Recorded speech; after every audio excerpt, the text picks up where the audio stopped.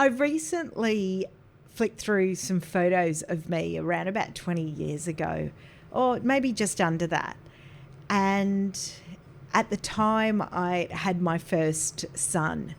And looking through those images of the girl standing there, she had a multitude of colours through her wardrobe. She had bold, bright pinks, purples, blacks, bright greens, and then a whole lot of pastels as well. It was a real myriad of colours. But the one thing I noticed as I reflect back on that now is the girl that was standing there was still trying to find herself. And it really reflected through her wardrobe or my wardrobe. I know that when I say I was trying to find myself, it was that exactly. I had been influenced by people around me, the latest magazines, what was in store, but I actually didn't know. And so I was trying and I kept trying to find it, and I would float from one to the other. In some images, my skin looked dull.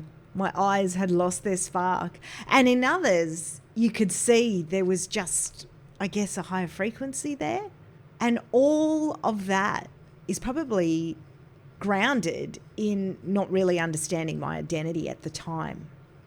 And when I look at that, I can say now that maybe some of those colours weren't so good for me because they actually made me feel invisible, even in a room where I thought I should feel okay. Welcome to the Style and Strategy Podcast, where personal brand meets leadership and style. I'm Sonia, a personal brand and style coach who's been exactly where you are, juggling career and business success, personal growth, and finding a style that truly fits. After decades in corporate leadership, I've learned that showing up isn't just about what you do. It's about how you align who you are and how the world sees you. This season, I'm bringing you practical strategies, bold insights, and honest conversations to help you amplify your presence, unlock your next level, and lead with clarity and confidence. Let's dive in. Welcome back to the Style and Strategy Podcast. This episode is all about what I like to call strategic colour identity, because I hear it all the time. I never know which colours actually work on me. Sometimes I feel washed out or not confident in how I look. And they aren't just style comments. They're energy signals, right? They point to something amiss. And when you can't figure out your colour and what really works with you, it can be really frustrating. So colour isn't just colour. Yes, we wear colour because it makes us feel good. And everyone has different colour preferences. So I just want to put out there that I don't necessarily mean that bold is bright, and I'm talking about all spectrums of colour and all spectrums of brights to muted. But colour isn't just a preference. As many of us know, it's also psychology. So studies in colour psychology show that really certain hues can impact how we're experienced. For example, navy and charcoal, consistently linked to authority and trustworthiness in leadership environments. One 2020 UK study showed that people wearing stronger colours were rated as more confident than those wearing more softer tones. And even when the actual content of what they said was identical. Colour also carries energy, and I know many of you may feel that. And this is where I like to think of colour as real strategy. It communicates before you say a word, just like style. There are 3 ways that I love to work with clients around colour that I wanted to share with you. And I think if you think of them as layers, So the first one being, I make sure that we work on what is a client's capsule color signature.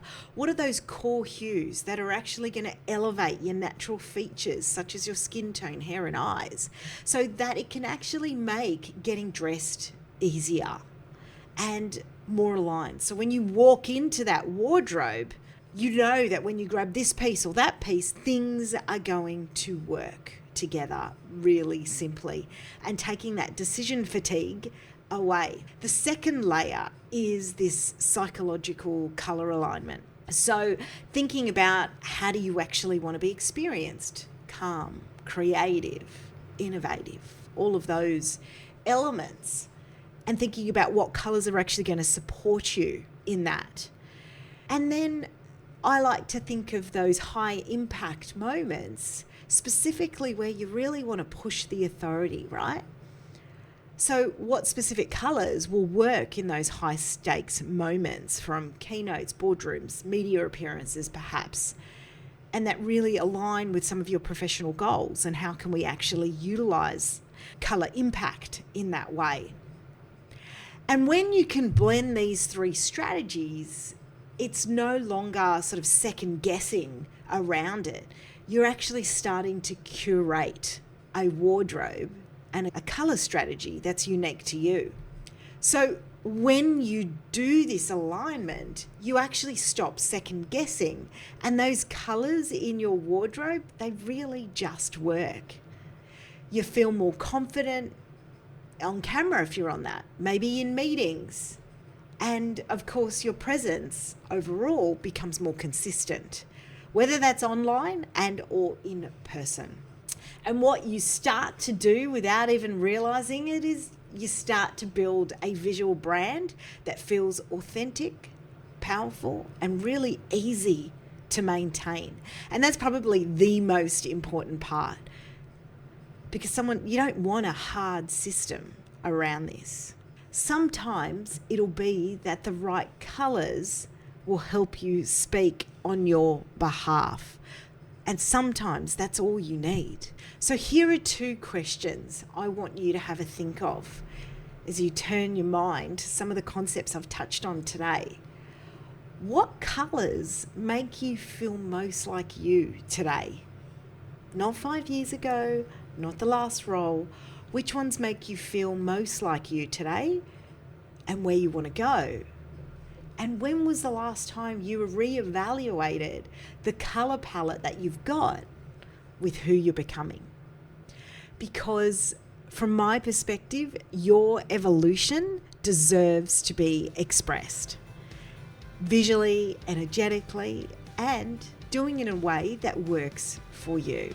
I hope you've enjoyed this episode. Drop me a DM or drop it into the comments if you're on YouTube and let me know. I'll speak to you all soon.